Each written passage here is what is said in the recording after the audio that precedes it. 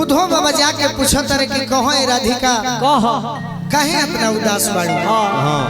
अगर तहरा दिल में दर्द बा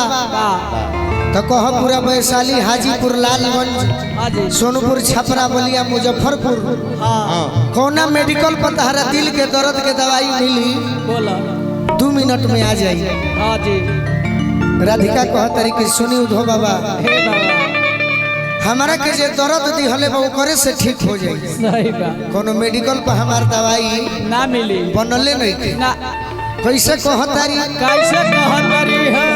देखिए दुनिया के ओरिजिनल सैड सॉन्ग यूट्यूब वाला भाई रोरा सब चढ़ाई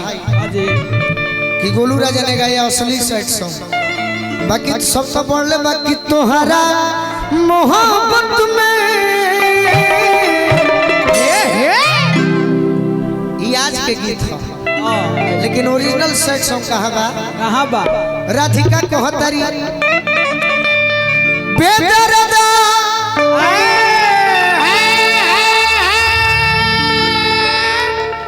दर्द दे ले बा उहेनु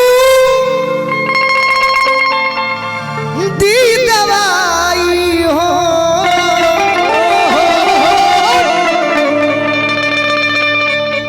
अरे बेदर्दा कौन बेदर्दा हमनी के ना कन्हैया के कहती है। अरे बेदर्दा दर्द दे ले बा उहेनु दी दवाई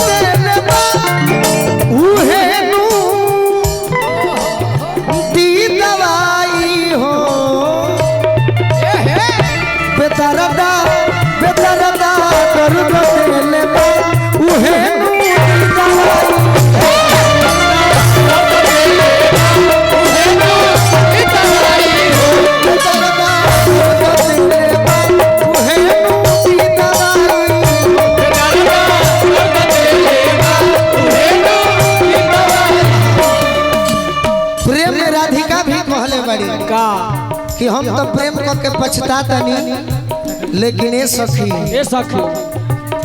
परदेसियों से रखिया मिला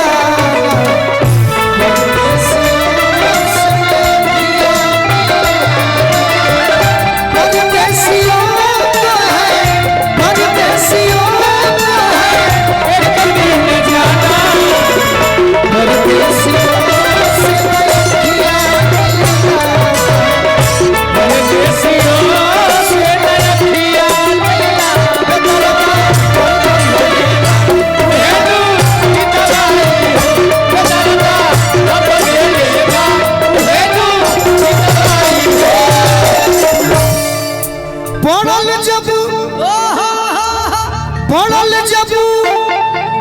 प्रेम में बाधा। मेरे नौजवान भाई हैं हमसे भी आप लोग बड़े हैं एक के कान से सुनब तो नाम आ जाए दिल से सुनब तो समझ में आए। सही बात पड़ल जब प्रेम में बाधा उधो जी से कहे राधा क्या कहे अरे तन के तन के अरे अनुभव दुश्मन अरे महुरवे बा मिठाई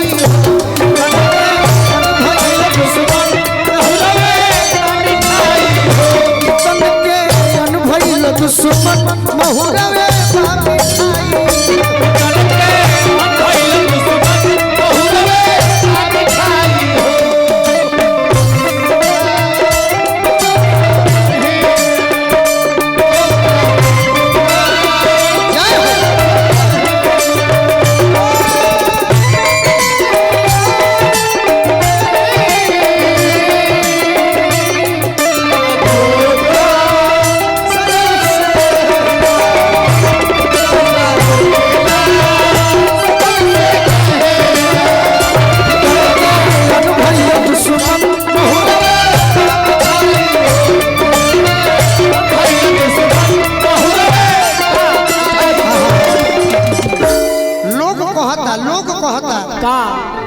मानो जे ना मिली है हाँ तो आज के दुनिया बा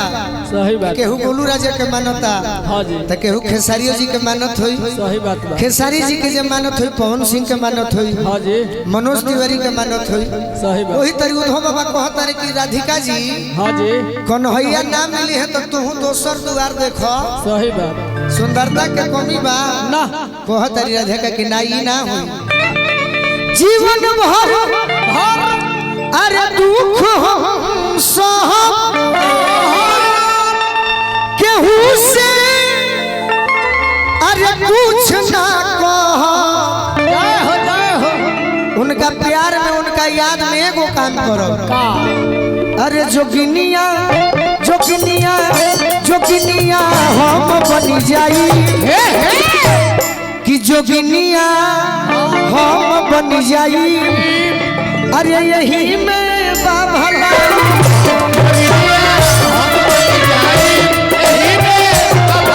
जोगिनिया हम बनी जाई यही में बाभला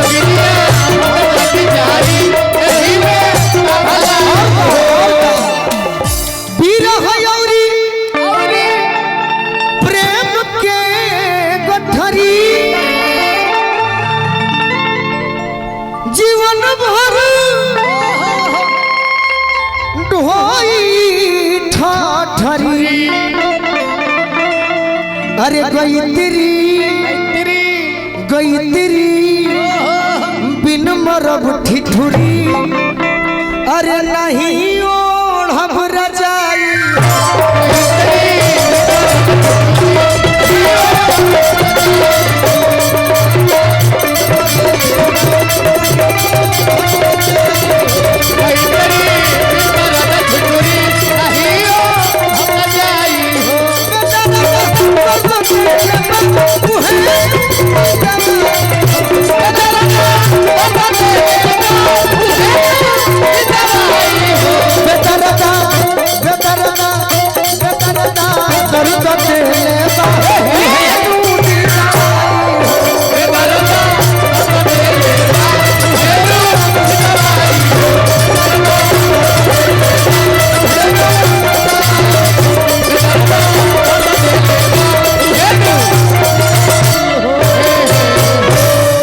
अगर गीत ध्यान से सुन ले हो खूब अच्छा लागल होते एगो ताली बजा के आशीर्वाद दी आगे हमार मित्र भी बहन भी अदिति राज के गीत